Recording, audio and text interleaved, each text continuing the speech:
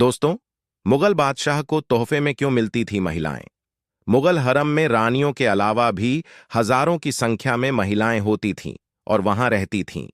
इनमें से कई महिलाएं ऐसी थीं जो दासी या सेविकाएं होती थीं और उन्हें रानियों की सेवा के लिए रखा जाता था।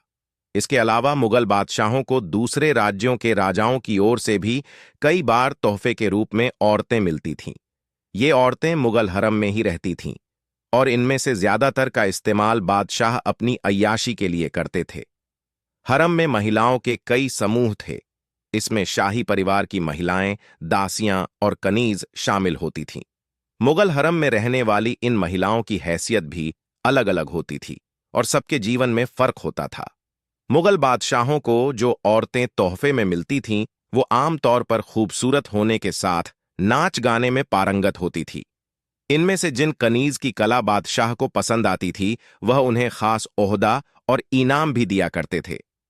मुगल बादशाहों के जीवन में औरतों की कमी नहीं थी, लेकिन हरम की हर स्त्री उनकी खास नहीं बन पाती थी।